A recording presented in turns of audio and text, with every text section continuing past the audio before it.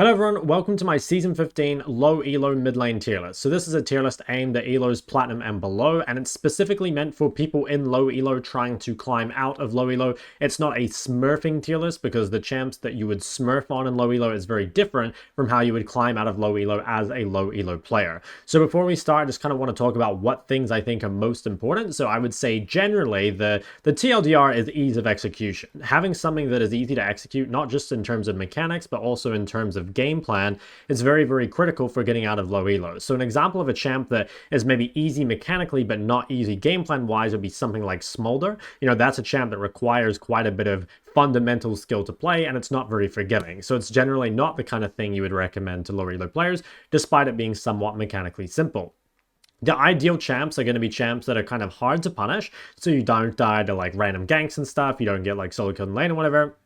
And I think generally champs with that straightforward game plan of basically like, you know, a good example would be like pushing and moving and then like playing skirmishes or whatever is much simpler to play than having something that really relies on like, you know, farming 10 CS PM or really playing the side lane really well. So yeah, just kind of wanted to put that out there of that is generally what I value, but I will go through every champion. I'll probably put some of the off meta ones as well, because I do think there is some off meta mids that are quite good and low elo as well, but just check the timestamps in the description and we'll go through.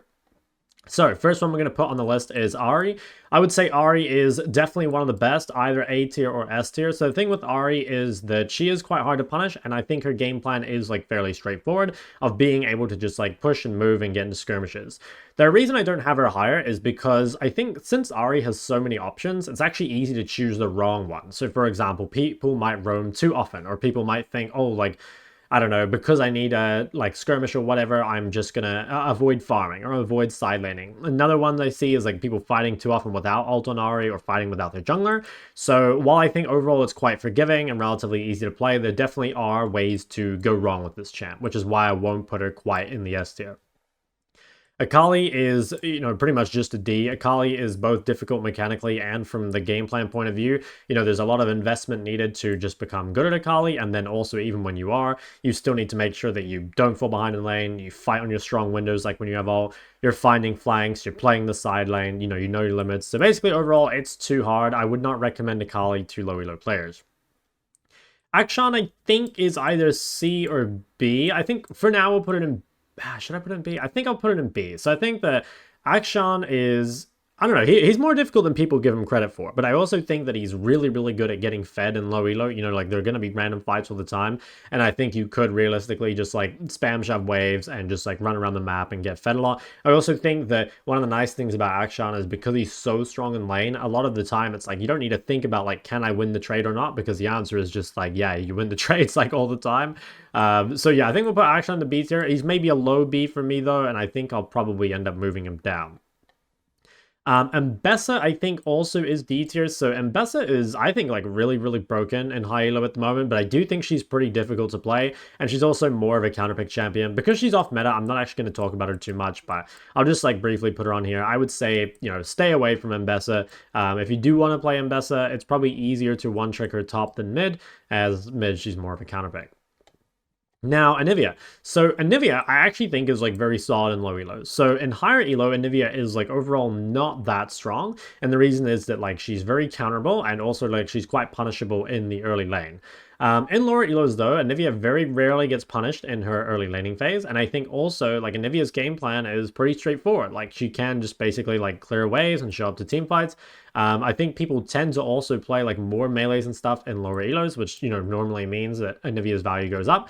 The downside of Anivia, I guess, is that like she's kind of a difficult champ to play, but I just think overall, because her game plan is so simple and because she's harder to punish and stuff in low elo, I think she's pretty good. And being able to build tanky also is quite nice. I suppose is kind of a negative of like not being able to like fight that well early and maybe being a little bit immobile, but I think, I don't know, I think she has like things that make up for that. So I'm going to put her probably in the low end of A tier. Now, Annie. So Annie is one that I think in pretty much every low elo tier list I've ever made has always ended up, in the S tier basically. And I'm actually going to put Annie at a high A instead.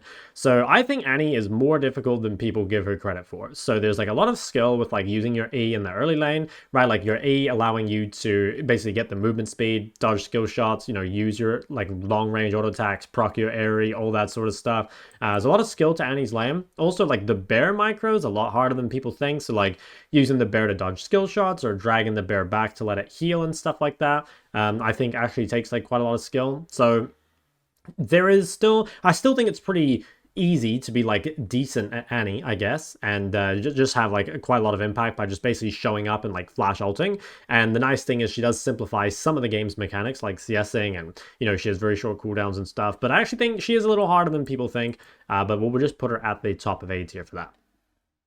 Sol. So Sol's kind of an interesting one. So I think on one hand, Sol is like really good in low elo because the game is like guaranteed to go long, and you basically just have this like, super scaling win condition no matter what. The thing is, I think that's a little harder to pull off than people think, for a few reasons. One, it's very easy to just die randomly as Sol by Wing at the wrong time. And I think that is something that like people in low elo definitely will suffer from. Despite building tanky, if you W in the wrong time, you probably will get killed. I also think that like being efficient and making sure you don't take like random fights and stuff on this champ is, it does take some skill. So I think again, I want to put him on the low end of A tier. Maybe, I don't know, I don't think he's quite in B tier just because his scaling is so good that you're basically guaranteed to have impact when the game goes late. But yeah, I don't know. I think there is like more difficulty to Sol. There's like pros and cons to Sol, I guess, in low elo. And I think I just like, I'm not sure I trust lower elo players to consistently succeed with it. Next one we have is Aurora. Now, in my previous tier list, I put Aurora in the B tier, and the reason is that she actually has like such a high skill cap, with like doing the bounces off the ults and stuff. But I think honestly, like most of the time, if you just like push your mid wave and then you show up to the fight with like a W into R on Aurora, you're gonna have like quite a lot of impact. She's still a little harder than people think because, it's easy to miss the QE combo, and like if you fall behind, you are like relatively useless, but she's hard to kill and you can have pretty high impact basically no matter what. So I think she should be somewhere in the A tier. I think, yeah, somewhere alongside Ahri. To me, they're like kind of similar champs and like what they're going to do for you. And overall, I like Aurora. I also think Aurora is a pretty good one-trick champ because like you can flex her. So if you want to play like mid-top or even mid-bot, you can do both of those with Aurora. Next one, Azir.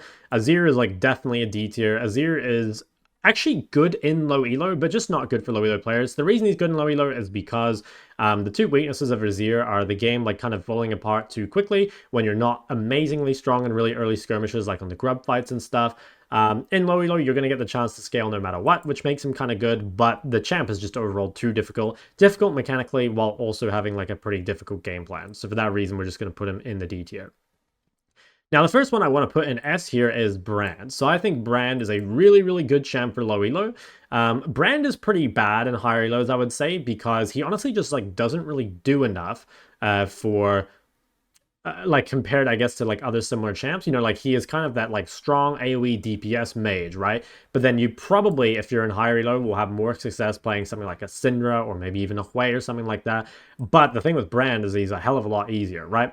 Also, like one of Brand's weaknesses, getting countered in lane by like either longer range champs or like gank setup melees, I would say you're going to get away with in low elos. So I think, I'm not 100% sure what the best Rise or best Brand build is at the moment. I think it might be something similar to what Rise is playing, where he's going like Ghost and Symbiotic Souls, and then you're playing your regular like, Blackfire, Rylai, Liandry, in whatever order is best for Brand. Like I said, I'm not up to date with the Brand builds, but I think he's pretty good. It's very easy to just like spam WE, poke in lane, and then like show up to fights and just like dump all your abilities. Even if you die in this champ, you're almost always going to top damage. So yeah, I really like Brand. I think one of the best champs for climbing out of low elo.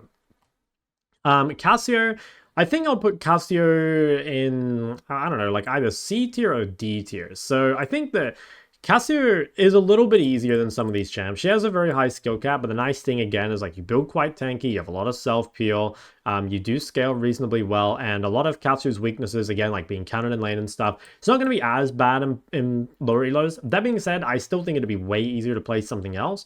And I think like there is a lot of like room for failure on this champ. You know, like if you I don't know, mess up your mana management early, you can be stuck in lane, unable to kill your opponent. There's also a lot of itemization traps on Cassier, like for example, Rod of Ages at bad times being a common one, and that kind of making it so that like you end up like doing no damage because you built the wrong items. So I want to say she's either like a very low C tier or like a, yeah, maybe high D. I'm not sure. Somewhere around the bottom end of the list. Overall, would not recommend it.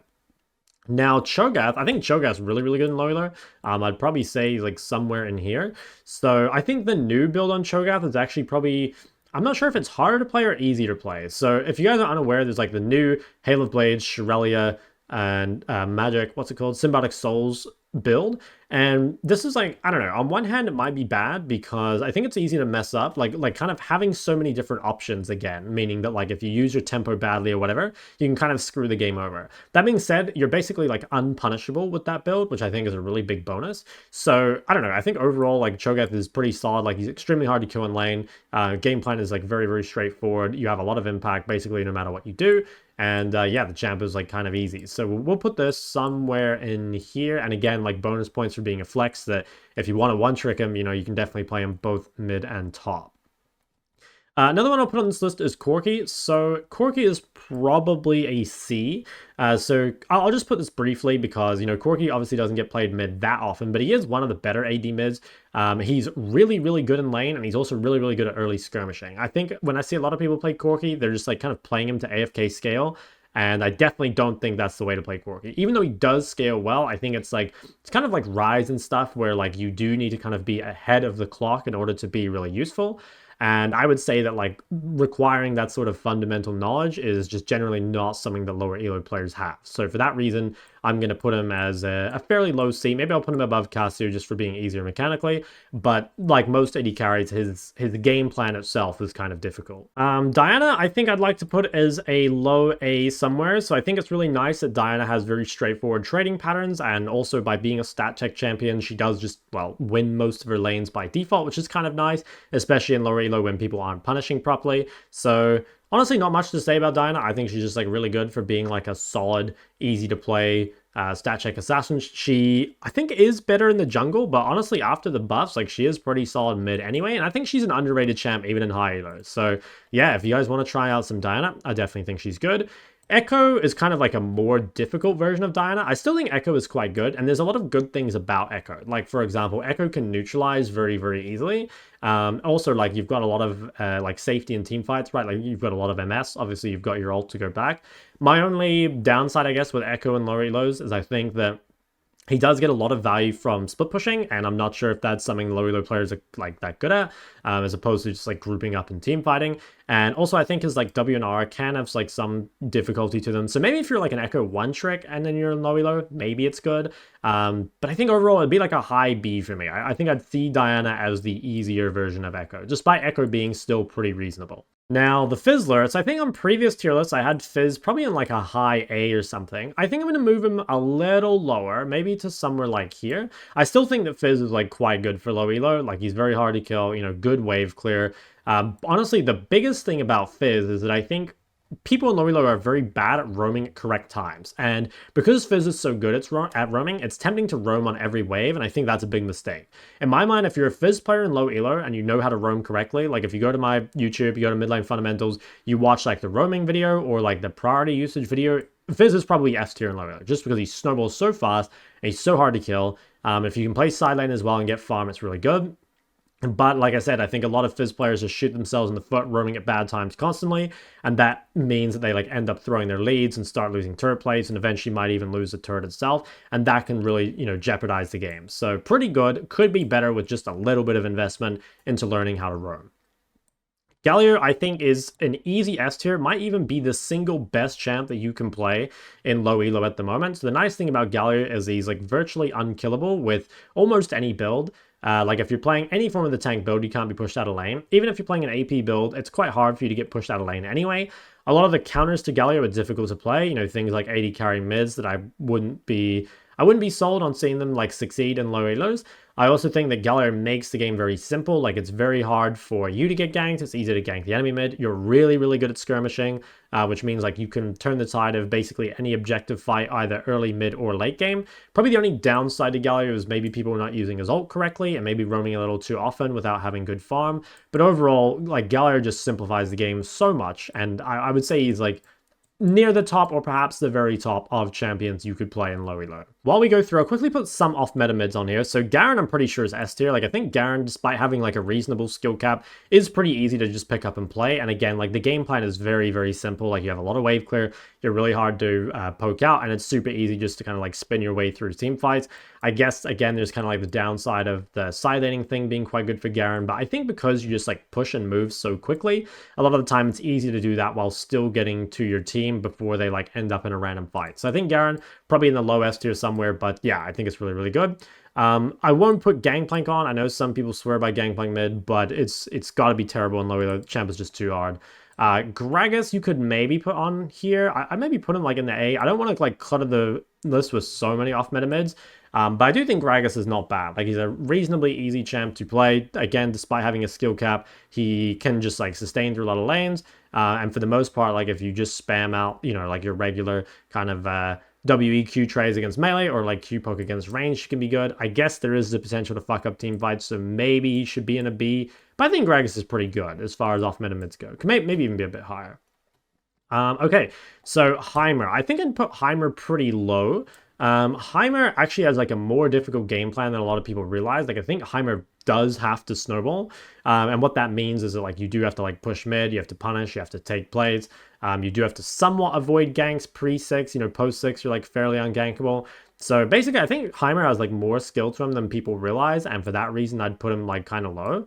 But I don't know, if you're really good at Heimer, I could see him being quite good in low elo because you're just going to get a lot of like random 1v2 kills and stuff. So I'll put him here, and I think Heimer, you know, he both benefits and suffers from there not being much content about him. So one, it's like if you're a Heimer one trick, there's not a whole lot of like VODs or people to watch, but also like your opponents probably have no clue what Heimer does either. So I'd prefer playing a champion that has like more content to learn from or is just easier to play itself. But like I could definitely see you succeeding with Heimer if you end up putting the time into it. Hwei, I think we'll put Hwei in the B tier. So I think the thing with Hwei is that, like, obviously mechanically there is like a fair amount of at least initial investment into Hwei. I don't think he's like super hard mechanically once you actually get good at him, but at least initially there's like quite a lot of investment. And again, just having a lot of options can sometimes make it difficult. That being said, the nice thing about Hwei is that his game plan itself is like very straightforward. I think especially after lane, like basically all you do is like group up and, you know, spam out all your abilities and do a ton of AoE damage. Probably the biggest weaknesses of Hwei is I see people really mismanaging his lane. Like, Hwei is quite good at least neutralizing lanes, if not just winning them, but I see a lot of people messing up, especially like range versus melee lanes, and just like either dying because they're immobile or wasting their cooldowns or, you know, missing abilities in key skirmishes. So I think there's a lot of champs on the list that are just like way more consistent and easier to play than Hwei, but I don't think he's actually awful for low elo. And like, if you invested the time into learning him, I could see it paying off. Next one, Irelia, another easy D tier. So the thing is, Irelia in low elo is actually very good. Like, if you're a really good Irelia player, you can definitely pop off. But the problem is that she's really, really hard to play, and also like her game plan is pretty difficult too. There's a lot of like wave control and side laning and stuff. You know, you've got to make sure you fight around your flash and stuff like that. So probably one of the lowest tier champs I'd recommend on this list. Overall, just like way too difficult. That being said, if you're smurfing in low elo, Aurelia is probably one of the champs you could climb out with the quickest. For our next one, we have Jayce, and I think Jayce actually got a little bit easier lately because the Bruiser build is a lot easier to play than the Lethality build. So that's the build with, you know, Tier, Shojin, Manamune into Cleaver. I think that's overall like a lot easier and a lot more forgiving to play than the other build. Still though, I would generally stay away from Jayce and low reloads. Like I'd probably, I don't know, he's not quite D tier. Like, he's a little more forgiving than that, has a little bit more scaling than that, but overall he's like pretty hard to play. There's a lot of like initial investment required to pick up Jayce, so I would probably not recommend him for the most part. Karma mid, I think, would be pretty high on my list. I think it would be somewhere, maybe, I think I'll put it around here. So the nice thing about Karma, relatively straightforward to have at least reasonable impact on, but probably the biggest downside is you do have to make sure you're like winning some of those early fights, and it's kind of difficult to farm if you fall behind, and you also don't scale that well. So like despite your early game being like pretty straightforward, you don't really have much of a cushion if you do end up messing it up. So I'll probably put it here, but I could definitely see it being higher. And I think Karma has like a lot of synergy with a lot of the champs that are quite good in low elo too. Like there's a lot of kind of stat check bruises and stuff, things like Mundo that often pop off in low elo, and being able to buff those is really nice. At the same time, like if you find those on the enemy team, Karma is one of the worst champs at killing tanks. So I don't know, there's like pros and cons to Karma, but I think she's pretty good. I think we'll put her in the A tier. Kassadin, I think Kassadin is, oh, I want to say pretty good. I want to say Kassadin's somewhere in here. I don't know where exactly. Let's maybe put him here for now. So I think, okay, Kassadin, pretty straightforward game plan overall, which is kind of nice, but achieving that can be pretty difficult. Like knowing how to neutralize the lane in the early game and knowing how to like split push properly, you know, like getting the CS. Also like choosing your windows in team fights, like it's easy to go in and randomly and die. So I think it's easier to just play something that's like tankier and like, you know, has more range, or is like, can get all his damage off without like dying, and also just like kind of scaling for free as opposed to like scaling through good neutralization and side laning and stuff. But I think Kassadin's pretty good, and also one of the best Smurf champions because Kassadin snowballs so hard, and if you're not getting punished in lane properly, you're probably going to go absolutely nuts. So there's a pretty solid argument for Kassadin being much higher on this tier list. I think for me, it's just that like even though Kassadin itself was like an easy champ, the game plan, while being straightforward, can still be kind of hard to execute, just because like you need to know like what fights to choose and like when to go side and stuff like that. And I think that can be kind of difficult. So yeah, I'll leave it here for now, but I could maybe see it being moved around. It really depends, I guess, on you. Katarina, I think for kind of similar reasons, would be somewhere in B tier. So on one hand, like Kat can get fed in low elo like really easily, right? On the other hand, it's like, you know, Kat is a very difficult champ to play and also really easy to mess up. Like you can definitely fumble the laning phase on this champ. You can throw your lead very easily. You can roam at bad times. So there's a lot of like skill checks, and if you don't pass them all, like you definitely can struggle. So I think I'll put her like somewhere just in the middle of B. You know, like overall, like Kat is a very solid champ for solo queue. And again, one of the best possible Smurf champs you could play. But just because like there's lots of windows to mess it up, I think it can, you can definitely like throw the game as Cat, which is what we're trying to avoid. We want things that can just like be really unpunishable and have a lot of impact, basically like no matter what we do. Kayle, I think I'll put Kayle on the list. So Kayle, I think, is probably like a C, maybe. Thing is, like, neutralizing the lane as Kayle is possible. You know, you can do, like, the D shield, Swifty's rush, and that can allow you to kind of, like, well, yeah, basically just, like, AFK early game and try and, like, scale immediately. The problem is, I think that, like, Kayle is still quite hard to play because she's relatively short range. It's also, you kind of have to, like, scale in spite of your team. You know, like, people are not going to play around the fact that you have a Kayle mid early, right? So you're kind of expecting your team to just, like, int early game, and when they do, it's like you're just going to have to like make up for that, right? It's not like they're going to not take grub fights and stuff. So you've got to be like really certain that like you can pilot Kayle well enough to carry the late game while also, you know, like playing fundamentally well enough to get enough gold to actually carry. So pretty sure I'm going to put Kayle in D. At the same time, though, another great champion where if you're smurfing and not getting punished properly, you could have an insane win rate with Kayle, I think. Moving on. We'll put Kennen on here briefly. I think Kennen's pretty good champ for low elo just because it's very easy to just like pull up and ult fight, and it's also like reasonably hard to gank. I think I won't put him super high on the list just because like there is a lot you have to do in Kennen's lane to get high value out of him. But honestly, just like showing up with like reasonable farm and like a good flash out on Kennen would win you a lot of like big team fights. And again, like the way to win, well, even in high elo, is normally winning those big objective fights and getting either like Adicon, you know, dragons for Dragon Soul or Barons. So Kennen's quite good for all that. LeBlanc. So LeBlanc is definitely not a low elo champ. LeBlanc, well, again, really, really good if you're smurfing, but LeBlanc is an extremely difficult champ to play. And, you know, you've really got to make sure you at least don't fall behind early. Like if you fall behind, whether in farm or by dying or whatever, you're basically screwed. And a lot of the things that make LeBlanc quite OP in high elo, you also might not get as much value out of low elo. You know, like gang setup is one of LeBlanc's best things. You're not going to receive really many ganks from your teammates in low elo. That being said, you don't need gank ganks in low elo to snowball, right? So if I was smurfing and playing purely for win rate, LeBlanc would be one of my like highest choices. But I do think that LeBlanc is like overall just like too hard to play for lower elo players, and I would stay away from her. Lissandra, I would say, is quite good. I think she's somewhere in the middle here, maybe like around there. So the nice thing about Lissandra is that like you've got a very simple game plan of basically like pushing and moving and grouping up with your jungler. I think also Lissandra just has really easy team fighting. Like you can basically go in and just like AoE as many people as possible, especially if you're playing something like a Blackfire Leandry build. You can do a lot of damage like basically no matter what happens. Probably the main difficulty of Lissandra and higher elos is like neutralizing difficult lanes, which you're going to get help with from ganks. Again, you're not going to receive as many ganks in low elo, but the laners aren't going to be as good, so you should get away with that. So I think Lissandra is like one of the hidden gems, even a little underrated in higher elo, but especially in low elo, I think one of the easiest champs just to have a ton of impact on immediately. Lucian, I'm going to just put this immediately in D tier. There is the Electrocute Lucian build that you can play, but again, Lucian's a champ that needs very precise execution. You've got to get ahead. You've got to farm well. Again, short range AD carry team fighting is pretty difficult, so I'm not going to waste much time talking about that. We'll just put it pretty low. Lux. I think Lux is in the A tier for sure. I'm going to put Lux maybe around, I want to say like around here. I think Lux is very easy to have a lot of impact on. So the nice thing about Lux is that like you can neutralize basically any wave. You can have tons of impact from like really far away. I'm even tempted maybe to put her in S tier. Like I think she's really, really good. I think it's really OP being able to kind of like have a high what's the word, like a high impact spell like your Q that's kind of like conditional in a way. And what I mean by that is like, okay, if you throw out your Q and it hits, like you can often just like chunk someone out and then they're gone, right?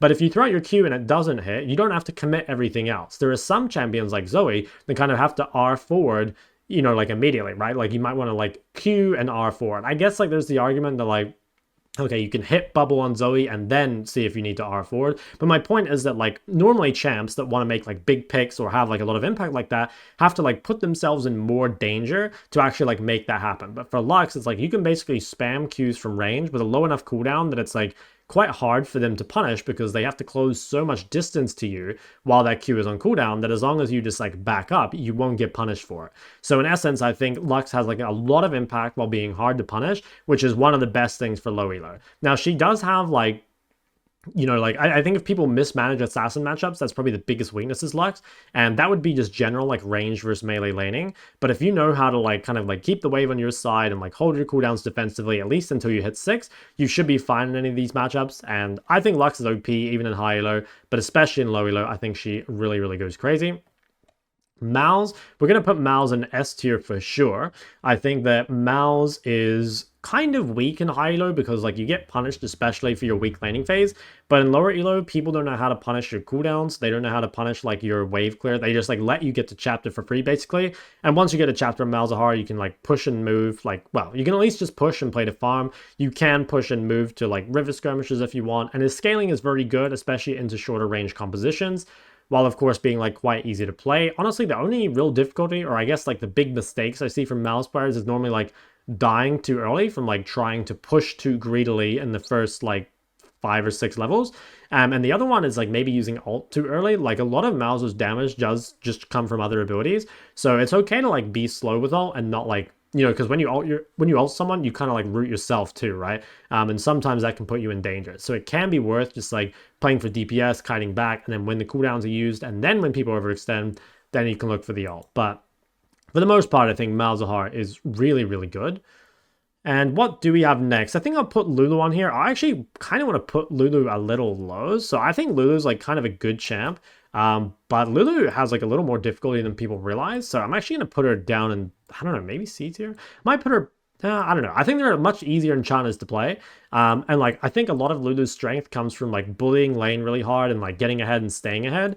And she definitely does not scale that well. And like I said, there's like a lot of difficulty to, you know, like should we use W on an ally or an enemy, using ult for knockups, you know, playing a champ with like low wave clear, but having like really strong autos, so getting your prior that way. So if you do want to play Lulu mid, I'd actually recommend just playing a different enchanter instead. I think Lulu's one of the harder ones, and I would generally stay away from it. Mel. Mel's kind of a controversial one. I'm going to say Mel, at least when she came out, was like relatively easy. I'm going to say now that I actually think Mel is kind of hard. So there's a few reasons for that. One is your champ is very weak early, not just in lane, but in skirmishes as well. So you need to know how to neutralize. I think also it's like the ability to do damage on this champ is actually not that easy. Like the Q is quite hard to hit. You need to follow up with other CCs or hit your E. You need to make sure that like you use your ult at the right time, either for execute or just for max damage. And yeah, I think basically it's just like her impact's not guaranteed. Plus her W being nerfed a little bit has made it harder to use. So I don't know, I'd actually say for most lower elo players, it's definitely not like an amazing champ. It's not totally awful either. I'd see it kind of similar to Hwei, where like, well actually no, it's a bit harder than Hwei, because Hwei's damage is a bit easier. Yeah, it's probably in like the low B tier. That being said, I think that, you know, there are, I guess the nice thing about low elo is that people won't punish you that hard in lane, and you're also going to verse a lot of champs that Mel just like hard counters, which is nice, and you're probably going to get like a lot of usage out of your W, whether like to reflect damage or just to like absorb the damage itself. And of course you're going to get free scaling since the game is going long. So yeah, I don't know, it's probably like not bad, but I also don't think it's as easy as some of these things that are a little bit higher. Where are we at? I've kind of lost it. Okay, so we've got should I put Mord mid on this list? Yeah, just briefly. I think Mord mid is not bad. I'm not going to put too many low elo champs, or sorry, too many off meta champs. But yeah, I think Mord mid's not bad. Like it's relatively easy to play, and I could definitely see it popping off in lower elos, like against people that just like don't really respect it. So yeah, I'll just put it on there real quick. I'll put Morg here too. I would say Morg is like actually pretty good for lower elos. So I think Morgana, her like biggest problem is that her W doesn't quite do enough damage early. So like she does actually have windows to get punished. But I do think that like Morg's scaling is actually pretty good. Like she does a lot of damage. It's just like you're not really meant to get through the laning phase. But again, something with like a Blackfire Liandry or even like Blackfire Cosmic build does end up doing a ton of damage. And it's, again, really easy to just have a lot of impact by like throwing out Qs, kind of similar to Lux, and not being punished for that. I'd say the biggest problem of like Morgana mids and low elo is people committing with R too early. Totally fine, especially with like Blackfire Liandry builds, to just spam out Qs and Ws and not commit your R until too late. So just like play safe, play further back, and yeah, the ease of execution for Morgana is really, really nice. Nefiri, I think... Oh, actually, I just realized I should put Malphite. Let's do Malphite first. I think Malphite mid is, again, pretty good. Really easy to have a lot of impact with this champ, just like spamming out Qs. And you can just like ult people. I'd say probably the biggest weakness of Malphite mid in lower elos is people just like not farming. Like as long as you can farm on this champ and still keep your CS up, I think you can definitely be good. It's also nice to have a couple different builds, right? Like you can play full AP and just play to one-shot people, or you can play tank and just like, well, tank their whole team, which I think can be good. So put that there. Nefiri, I think probably makes it into S. I don't know, or maybe a high A. I'm not sure. I think Nefiri is pretty good. Probably one of the best AD champs to play, and always the one I recommend to people in lower elos. I think that Nefiri in the laning phase can be like a little... It can be a little difficult. Like, it's ideal if you can just like W on your opponent and out-trade them. That's the easiest. There are some matchups where you can't do that, and you might have to poke with Q instead. And I've definitely seen people mess up Nefiri's laning phase. Now, Nefiri scales pretty well, so if you do mess it up, it's not the end of the world. But I would say that's probably the biggest weakness, is people like messing up the laning phase. A lot of matchups, it's really easy though. Like if they don't have a CC or they're not strong stat-wise, you can basically just like W on them and win. And I think the rest of the game is quite easy for Nefiri. Like she's very tanky as a champ, as long as you're playing like some sort of bruiser build, you know, with like Cleaver and Eclipse and stuff. And I think like she's really good at skirmishing, which is great. And like having, you know, fairly good wave clear and good scaling is quite nice to fall back on. So yeah, I'm a big Nefiri fan. I like it for lower elos for sure. Nico, where do we put Nico? I think Nico's like harder to play than most people realize. I don't know, you can just like pull up and get a big ult, but like she's a little difficult to farm on, doesn't scale that well. There's a lot of like stuff you have to do with like fancy minion things. She's quite strong in lane and good at skirmishes and hard to gank, which are all big bonuses.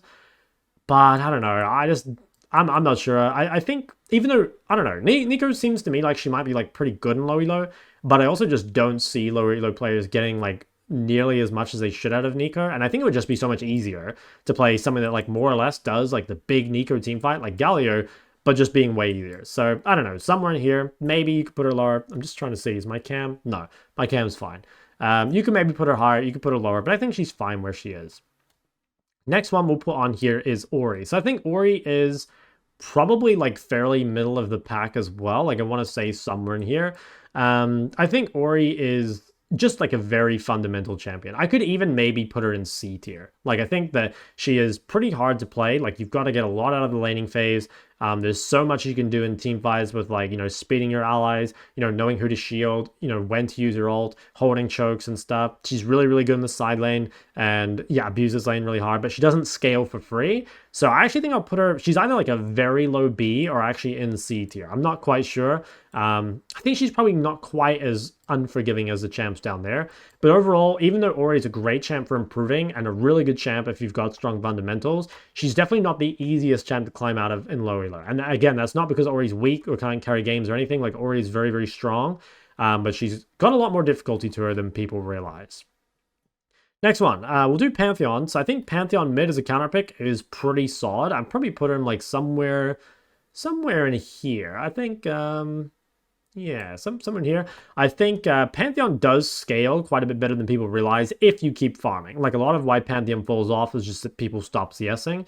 You do have to be a little careful because you can definitely like roam at bad times or give up too many waves or stuff like that. But I think if you kind of like play the game, like you play your laning phase, especially into like melee champs, you'll often win. And then you kind of just like play for team fights and stuff. While like, just basically push the mid waves and then move and keep your farm up, you should be fine. I think I'll put him like a tiny bit lower just because it's like, yeah, you can definitely fall off if you don't farm. It's kind of the same as every champ though, but he falls off quicker, I guess, by not farming.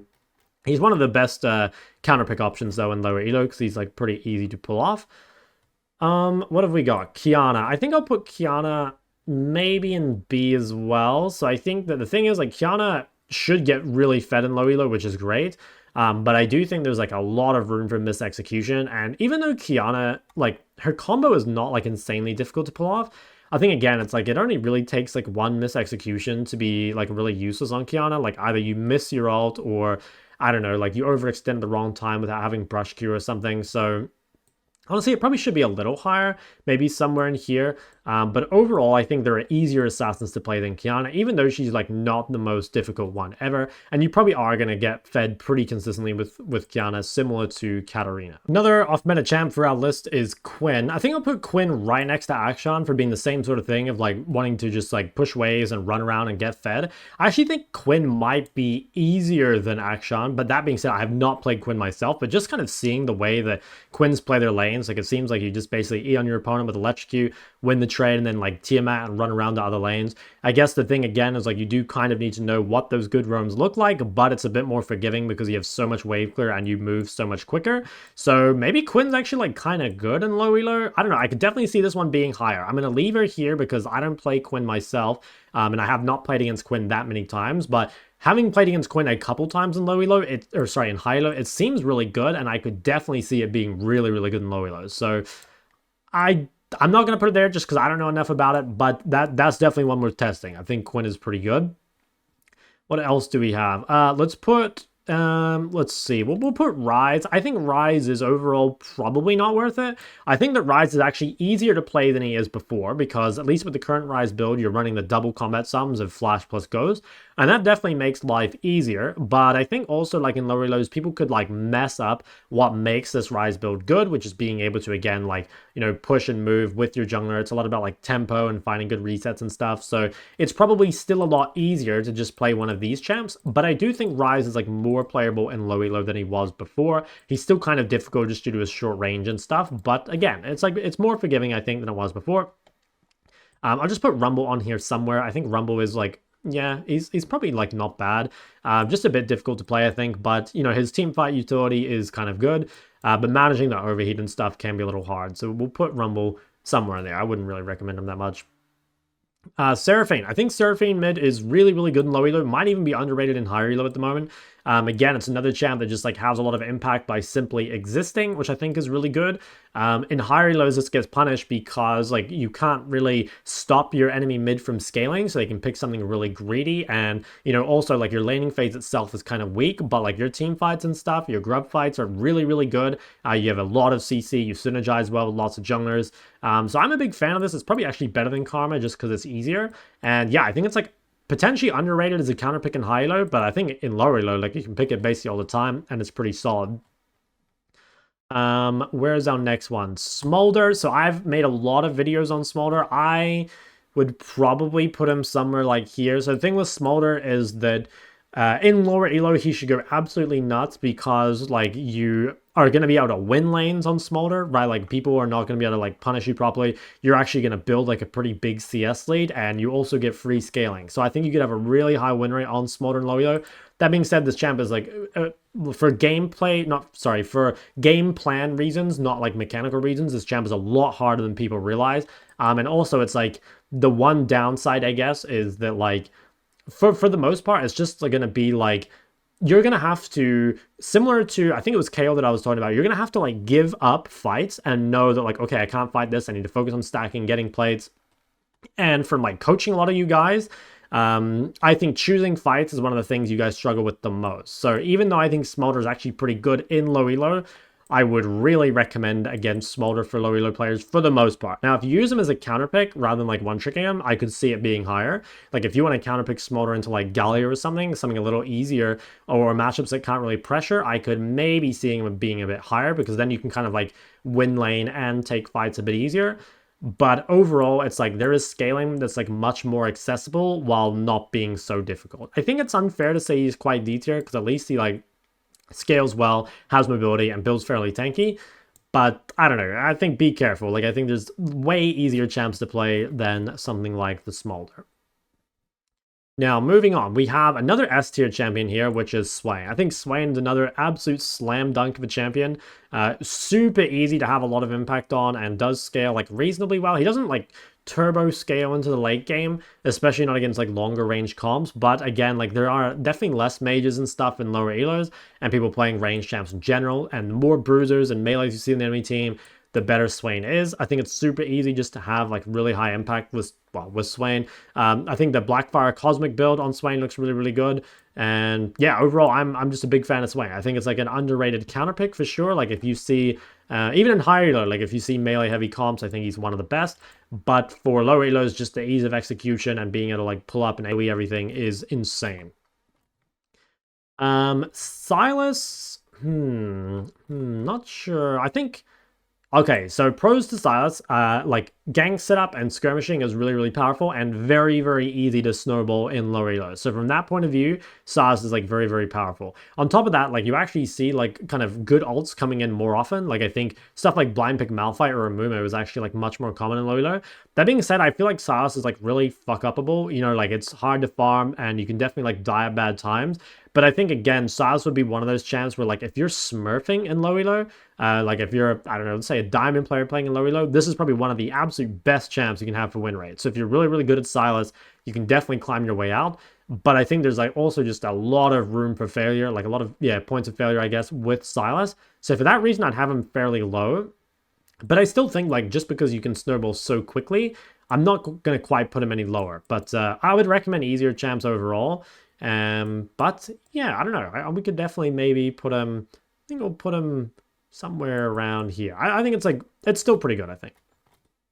What is next? We have Syndra. So I think Syndra is one of the best mages to play in lower elo, at least one of the like traditional control mages. And the reason is that like Syndra has a lot of like protection, I guess, built into her kit. So what I mean by that is like, Syndra has a really strong laning phase that you should take advantage of, but even if you don't, she scales incredibly well. And like Syndra obviously like has a lot of damage if you can hit your skill shots and stuff, but at the end of the day, like Syndra has a ton of CC. If you just get a big stun, you'll probably win the team fight off that. So there's a lot of forgiveness, I think, built into her kit. The difficulty would be that, you know, to get the most out of Syndra, you do need to pressure lane. She's also quite immobile. Syndra's combos are a lot harder than people think. Like, literally every time I coach someone on Syndra, they're always messing up the combos. There's a couple basic ones. So one is like making sure you place a ball before the fight starts so that you can open up with a WQ double stun instead of just the regular QE. Another one is a lot of the time you want to ult first and then stun after for the big AoE. And even just having that extra ball placed before the fight starts means you get an extra ball in your ult, so more damage. In the laning phase, like there's combos and stuff to her that, you know, in order to secure solo kills, you know, like place a ball in the back line and try stun off that first. basically, I would say if you're going to play Syndra and low elo, go to my Syndra guide from last season and just watch the combo section. Please watch the combo section, because I can't watch the Syndras mess up the combos anymore. It's too much. But the champ is quite good. And like, I think if you actually know how to combo on Syndra and you don't waste your E too much, I'd actually say she's S tier. But just because like there's a couple of points of failure, I'll put her a little lower. But she's pretty solid. She's really, really solid. Next up, we have Taliyah. So I think Taliyah also would be either in the low A tier or maybe a high B. So I've always kind of been a fan of Taliyah and low elo, and the reason is that I think it's really easy to just deal a shit ton of damage in team fights with Taliyah just using Q and E. Like, I've always thought that like you could literally not skill W and R in this champ and still deal an absolute ton of damage, even without getting like the W stuns and without using your ult for tempo and stuff like that. But I think the problem people have with Taliyah and low elo is just suffering from feeling like there's just so much to do. Like, again, there's so many options of like, should I push and move? Should I stay in my lane? Should I pull the wave or push the wave? Should I play to scale, or should I be like looking for these fights and stuff? I think people just like get confused, I guess, with Taliyah's game plan. But I think overall, if you just like play Taliyah to scale and you just like farm and you basically team fight on like 1 or 2 items, I think you can have a lot of impact just with that. Not that Taliyah can't have more impact if you like play your lane well and you use your ult well and stuff. So yeah, I don't know. I think potentially it could be right here by Syndra for like similar reasons of having like free scaling. But I do think like the kit's a little harder to pull off, like less guaranteed CC. You know, without having a combat ultimate, you can feel a little weaker, especially early. Plus, like she plays a scaling build, so you've got to kind of know that you need to like give up some fights early and stuff. So yeah, I don't know. We'll put her at a high B, I think, but could be higher. I think depends how good you are at her, I guess. Talon, I think we might put Talon maybe in A. I'm not quite sure. I think Talon is like one of the best assassins to play in low elo, because like he actually has like very good wave clear, which means you can like push and move quite easily. And I also think Talon's combo is not too hard to pull off. I guess like the difficulty of Talon now is that like I think from what I know, the best build is like a more bruiser-esque build as opposed to like the full one-shot, and people might find that more difficult. Also, I think people shoot themselves in the foot a little bit by giving up farming too easily. I think I can't quite put him in A tier, because like looking at the rest of these champs, these do look a lot easier. But I do think Talon is pretty good. I think like one of the better assassins to get out of lower elo, especially because like the ability to have so much impact on the map while also having 10 CSPM is really OP, I think. So I'm kind of a Talon believer, especially in lower elos where you're not going to get punished so hard for your laning phase. Tristana. I think I'm going to put Tristana probably in D tier, honestly. So the thing with Trist is that, like, Trist is, like, a pretty good counter pick, and she's an okay blind, but Trist has a lot of difficulty to her. Like, I think she needs to snowball. She is an AD carry, which by default is pretty hard. You need to know, like, when to jump in. You need to know how to, like, pressure side lane and stuff. You know, take jungle camps, be efficient. Overall, I just don't put a lot of stock in Tristana. Like, I think there's easier AD carries to play, you know, things like the Corki, and to be honest, I would just stay away from that anyway. I think playing, like, melee, tankier ADs like Garen or Neferi is going to be a hell of a lot easier if you need an AD pick. Tryndamere is one that I think is like pretty solid. Now, I'm not quite sure where to put Trynd, because the thing is, like, so there's a lot of good things about Trynd. Like, he's very hard to push out of lane, which means for the most part you can just like ignore the laning phase. And also I think his game plan is straightforward. Like, you can get a lot of CS. It's easy to just like split push and dive people. Yeah, so like with that kind of makes me think like Tryndamere should maybe be in A tier. I think it probably should.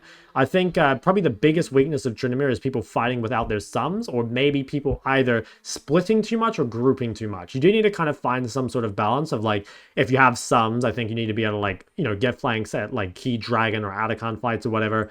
The rest of the time though, like you probably do want to be pressuring that side lane. But I think the ability to like, well, hard to gank, hard to kill in lane, pretty good in skirmishes, I think gives him a lot of value. So maybe, I'm not sure, high B, low A, somewhere in here. I think Tryndamere is pretty good for low elo, and him being a flex is quite nice. Twisted Fate, I don't really like a whole lot, so TF for me is like quite a difficult champ to play. And also, I think there's like champs that have way more impact more often. So like what's OP about Twisted Fate is, well, whenever he has ult up, right, like he's very powerful, of course, and he has really, really good gank setup. Now, I think the gank setup is not going to be as valuable in lower elo. You are going to receive less ganks. And the thing is, like in lower elo, because there are more fights, your ulti, like having a 3-minute ult or whatever, is like less valuable than it is in high elo. Because in high elo, you might only have one big fight every so often, and you want like more powerful ults for that. But in TF, if there's fights all the time, you'd prefer something that can impact the map more often, something like a Fizz or Aurora or Ahri. And I also think those champs are just like way easier to have more impact in general. Like a lot of TF's impact comes from knowing which lanes to gank and knowing how to like pressure the side lane with your like tempo cheat advantage from having your ult. So I'll put TF pretty low. I think somewhere in here probably. I don't know. You could maybe even put TF in D tier. I'm really not a TF believer for low elo. I think the champ is too difficult for most people. I think we'll put it. Yeah, we'll put it here. I think it's overall like still not bad, but there's a hell of a lot easier like pushing and moving roaming champions that you could play. Then we have Veigar. So I am kind of... The thing is, like, okay, I think Veigar counterpick is, like, pretty good. And I also think, like, Veigar and lower elos is probably, like, generally more valuable. Just because, like, again, there's, like, a lot of short range and melees and stuff. Few weaknesses to Veigar. One is people, like, fighting too often too early. And I think two is people really messing up their builds. So I think the OP point of Veigar is being able to get, like, death cap early with a lot of AP. So I really think that, if possible, you should be trying to go something like Seraph's death cap. Or even, like, Roa death cap. Or something. I just think getting death cap early is really important, but I see a lot of Veigars going for like Roa Seraphs, which is like extremely slow. And a lot of time you have like no death cap for so long that you're not really getting what makes your champ actually OP. So I think knowing which lanes you can skip Roa or skip Fimbulwinter or whatever and just like build more damage, get closer to death cap earlier is pretty important.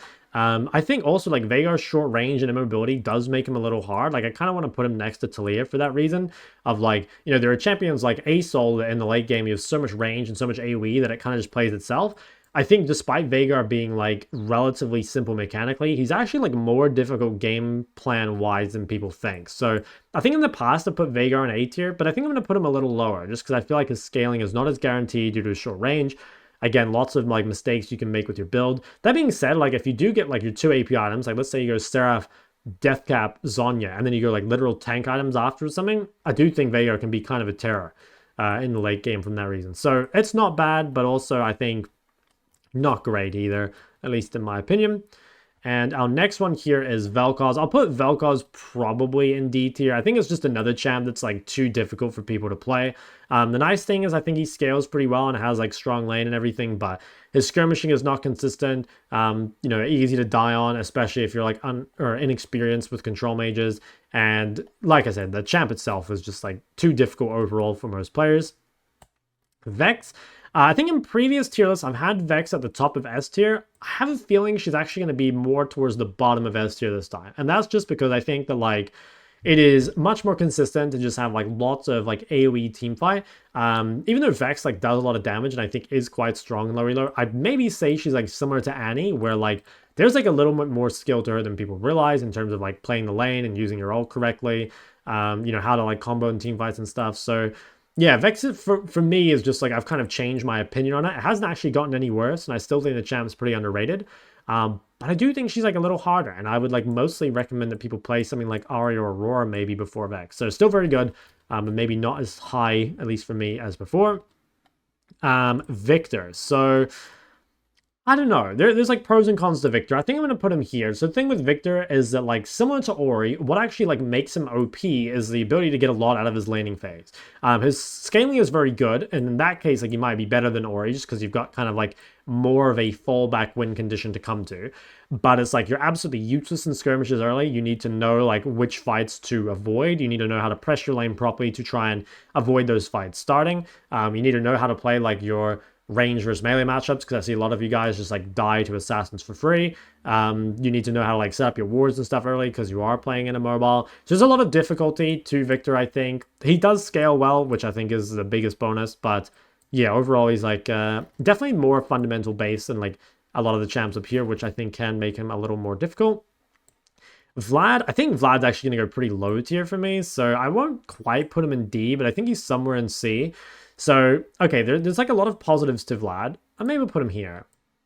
Maybe there. I think the thing with Vlad is that he's got really good scaling, but it is a little harder to pull off team fights on this champ. Like, you do need flanks, you do need to, like, make sure you have really good CS. But I think you'll get a lot of kills in low elo and Vlad, people, like, not really understanding your champ. I also think your skirmishing every time you have your combat sums up is pretty good. There's a couple different builds with Vlad. If you go to like pro build stats and just have a look at Vlad, I think a lot of people play TP Ghost with Phase Rush.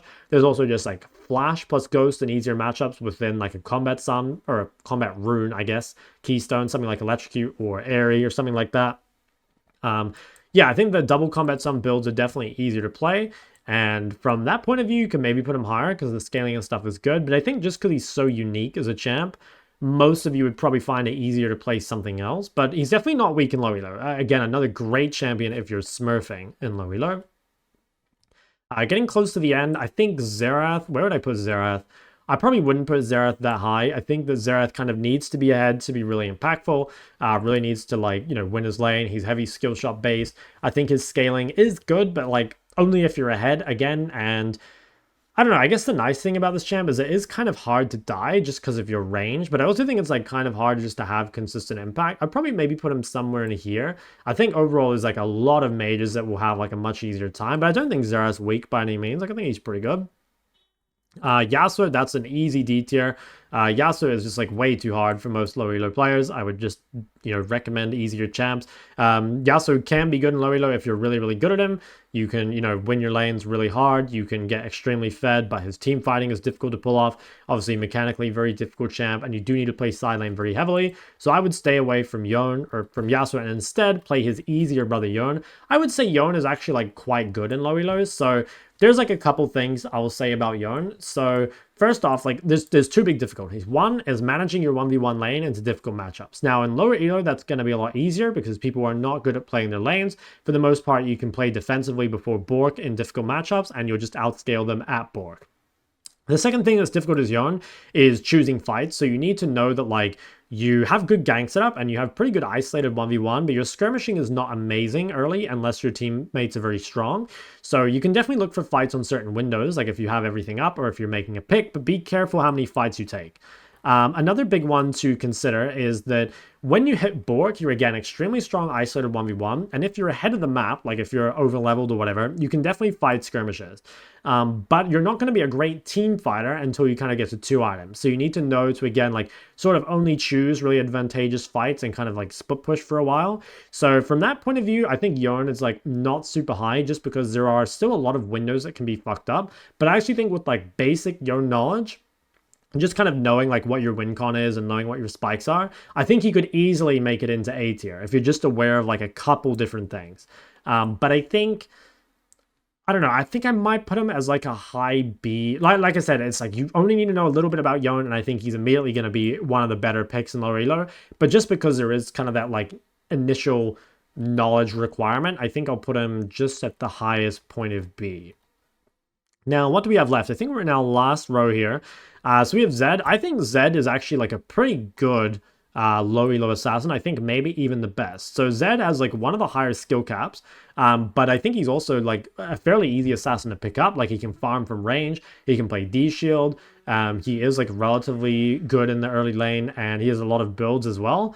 I do think that like most people, at least when they're new to Zed, are just gonna like kill themselves randomly. But like I think Zed's like I said, it's got a much smoother curve than something like a LeBlanc or a Akali that's just going to be like literally unplayable for the first like 80 games or so. So I kind of like that. I think underrated champ in higher elo, and he's also getting buffed soon, which is kind of nice. And then Ziggs, yeah, I'm not like too high on the Ziggs. I think that Ziggs is like scaling is very dependent on being ahead, and I also think like heavy skill shots reliant, needs to punish his laning phase pretty hard. Fairly immobile. I guess he's got good range, which is kind of nice, but yeah, overall, I wouldn't put Ziggs that high. I mean, he's definitely better than he is in higher elos, I would say. I don't know, maybe in here just because he scales reasonably well. I don't know, he's not terrible, but also I think there's so many other options you would go to before Ziggs unless you like really, really enjoy it. Zilean. So I've been playing a lot of Zilean in higher elo lately, and I'm pretty sure the champ is like secretly OP one in every like 20 games, you know what I mean? So he's not very pickable in high elo, but the champ itself, if you get away with it in the laning phase, is really, really good. I think in lower elos, he's actually probably even better. So the thing is, in lower elos, like you're not going to get punished in lane at all. I think the champ itself is kind of difficult at first, just because he's like very unique and weird. But I do think that he's like really, really good. Like you can speed up all these like OP bruises. I think that, again, like so much of Zilean is balanced around just like not getting through the laning phase. And if you are getting through the laning phase, then your mid game is really insane. You don't have the best late game, so like that's definitely like a downside. But I think Zilean is like criminally underrated in lower elos. And probably just the biggest thing is, again, it's like a very weird champion. Like there's a lot of like niche things on this champ that you need to understand before you play him. So for that reason, like maybe he belongs in B, but honestly, I'm going to put him in A just because I think the champ is so underrated in the lower elos. And then the last champ, at least before I do another pass through, is Zoe. So I think Zoe is probably somewhere in B. The thing is, Zoe is one of the absolute best champs for snowballing in this game. Like, again, if you wanted to play this champ in an elo below your own, you'd probably have an absolutely ridiculous win rate with Zoe. But like Zoe is a little harder to play than people think. Well, actually, I don't know. Maybe people do think Zoe's hard. I think she's quite hard. A lot of skill shots to her. Kind of needs to snowball. I think there's like new tech that I tried it yesterday and it felt pretty good. Like the Symbiotic Soul Zoe with Electrocute and Nimbus Cloak and stuff does feel pretty good. But I do think there's like a lot of difficulty for her. And I think it'd still be easier just to play something with like more AoE and stuff. So I'd probably put her in here alongside some of the other kind of like high skill cap assassins, where like if you're good with her, you can absolutely go nuts. But there's definitely like a lot of room for failure and being kind of useless. So is there anything else I really want to add to the list? I mean, there's like random off-meta champs that you can play mid. You know, you can play something like a Karthus. Obviously, you could play like Cassante, play Lee Sin. I'm not going to add all these, but you know, like Nasus, Nocturne, potentially even Ornn, Renekton, Counterpick. Like there's a lot of like little things. Scion's another good one, but I don't think I'll add them all. All of those are pretty good, and the main thing to remember is that like simple champs, easy to play, easy to execute the game plan, tend to be better. I think that's going to be it for our tier list. Is my camera blocking anything? A little bit. Not much, though. If you guys did like the video, go ahead and subscribe. Also, comment anything in the comment section below if you have any opinions on anything on this list. This list will remain relevant basically the whole season. And honestly, it's mostly the same season to season as well. Like, I feel like I'm mostly just, like, remaking it and just, like, you know, moving a few things around. But yeah, that's overall my opinion for climbing out of lower elo as a lower elo player. Let me know what you guys think. Come check out my Twitch, twitch.tv/ShockLol. And yeah, I will see you all in the next one.